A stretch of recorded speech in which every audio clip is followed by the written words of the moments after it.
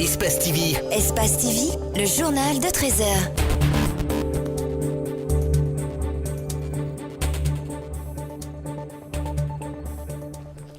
L'installation des conseillers communaux se poursuit et ce week-end, c'était au tour de la commune de Matoto. Le processus a été émaillé de troubles et chacun des deux candidats se proclame vainqueur. Les infrastructures vétustes ralentissent l'économie de la RD Congo à la veille des élections prévues le 28 décembre 2018.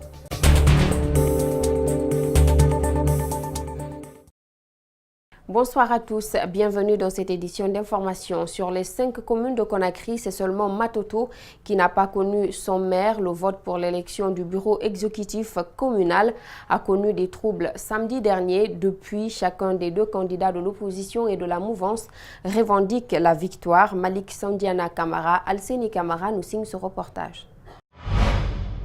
23 voix contre 22. Kalimodou se réclame maire de Matoto malgré les incidents enregistrés au cours du processus. Et comme moi j'avais la couleur rouge, et comme il n'y avait que 45, il va sans dire que 45 moins 23, il reste 22. Donc moi j'avais la majorité. Les gars ont protesté, ils ont demandé à ceux qu'on reprenne le vote, mais pas le vote, mais le compte. On a recompté devant tout le monde, un à un, jusqu'à 23 pour une deuxième fois. Et toujours, la couleur rouge venait en première position. Je ne sais pas par quel miracle un autre peut dire qu'il a gagné. Par ailleurs, Domani Doré, candidate indépendante à ces élections communales, n'admet pas cette version de Kalimodou. Très tôt, elle a annoncé la victoire du candidat du RPG sur son compte Twitter. Cette position, elle la maintient malgré tout. Le RPG Arc-en-Ciel a eu 23 voix au compte de l'élection du maire sur le candidat Mamadou Tos.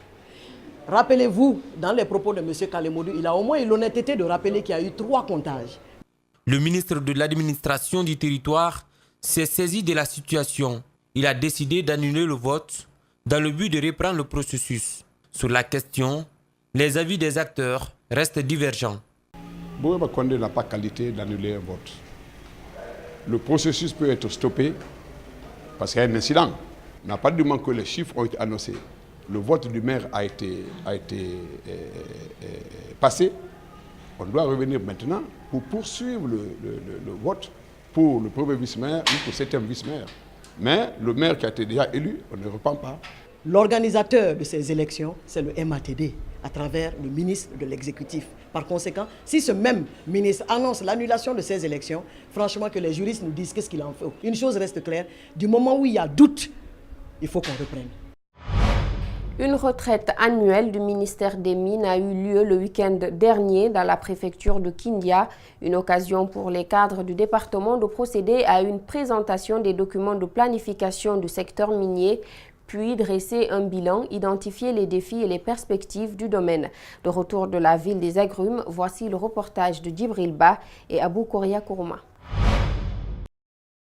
C'est pour la deuxième fois consécutive que des cadres du département des Mines se retrouvent à Kindia pour parler aux acteurs tels que les représentants des sociétés minières, de l'État, des collectivités locales et des organisations de la société civile sur la politique minière. Un document qui a entrepris de nombreuses réformes selon les participants.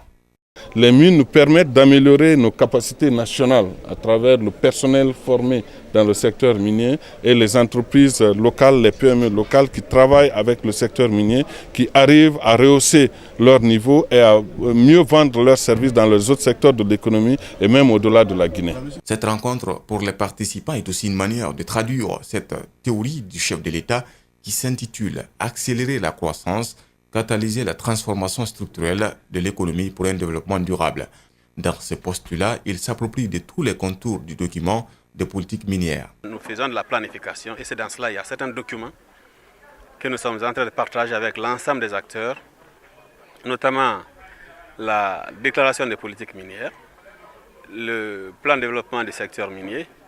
L'ensemble de ces documents sont déjà partagés avec les acteurs l'année dernière. Nous les mettons à jour pour nous projeter dans une durée de 10 ans, 2016 à 2025. Les participants à cette retraite annuelle disent avoir beaucoup appris. Ils sollicitent que la notion sur la diversification soit effective dans le secteur minier. Notre ambition, c'est de faire en sorte que d'autres substances puissent être exploitées et que l'exploitation là puisse être un catalyseur pour développer les autres secteurs. Nous voulons avec les mines et les sociétés et les communautés riveraines à ces sociétés minières soit des lieux de développement, soit développés par cette politique que le département vient de mettre en place. La République de Guinée dispose d'un potentiel minier riche et varié, réparti sur l'ensemble de son territoire. La diversité de ce potentiel offre des opportunités d'investissement capables de soutenir une forte croissance. Les travaux d'aménagement et de réhabilitation des routes PK63 Djegedou et Djegedou-Kondembadou a été lancé le week-end dernier par le gouvernement. Ce sont les groupements d'entreprises ETEP Gicopres et Enanshine Bejeg qui ont bénéficié de ce contrat. À Beila également, la pose de la première pierre de 12 km de voirie urbaine a été lancée. Mamadou Kalisso, Tierno Sadouba. La route PK63 à Guékédou et Guékédou-Kondembadou est distante de 53 km. Mais son état de dégradation avancé l'a rendu quasi impraticable. Certains véhicules mettent 3 heures, voire plus, sur ce tronçon. Les usagers ont accueilli avec satisfaction le démarrage de la reconstruction de cette route. Si aujourd'hui, le président de la République décide de venir relancer les travaux de construction de cette route-là, ça sera un soulagement pour tout le monde. Et vous savez que la Guinée a des différentes régions. La région forestière constitue le grenier en matière d'économie, en matière agricole, des produits agricoles.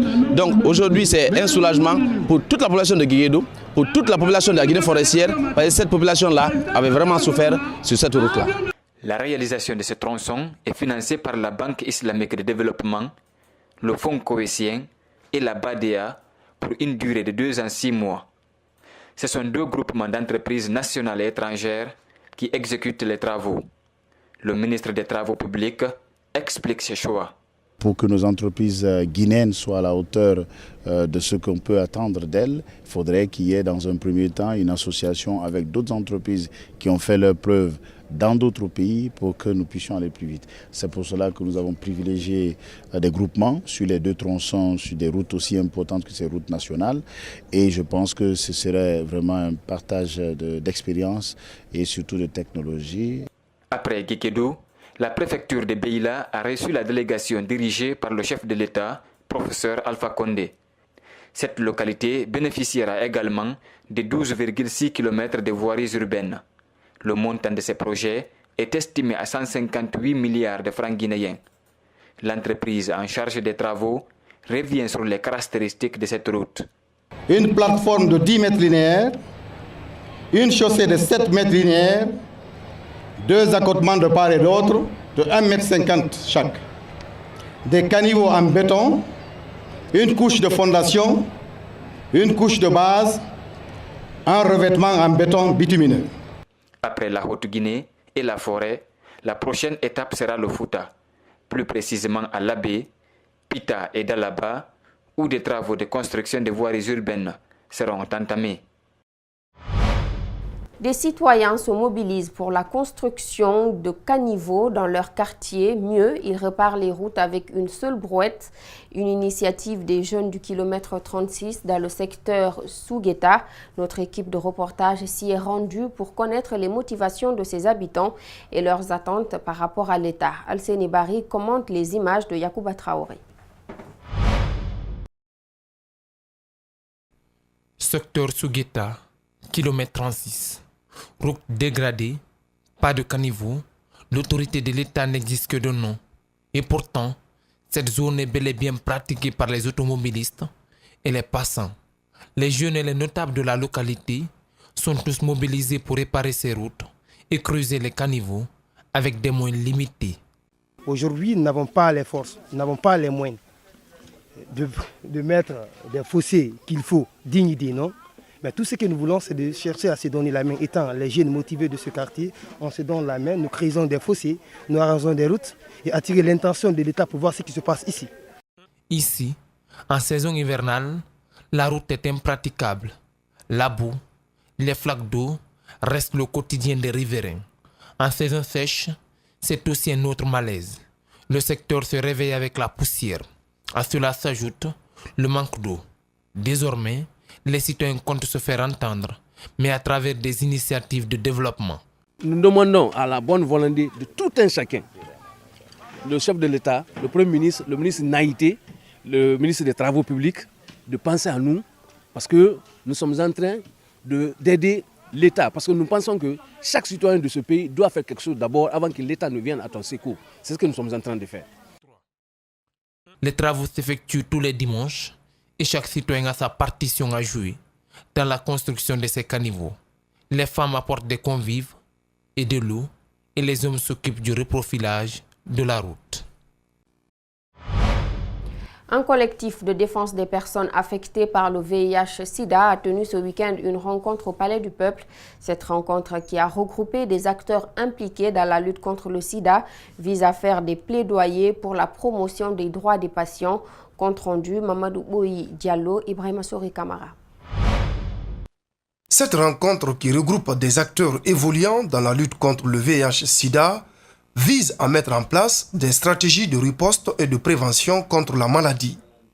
Le collectif associatif conseille la sensibilisation couplée au dépistage. La connaissance du statut, passe ultime pour jouir de son droit et au droit à la connaissance de sa charge virale, critère incontesté pour évaluer la qualité du traitement reçu. Ce médecin a répondu à plusieurs questions liées notamment au mode de contamination et de prévention contre le sida.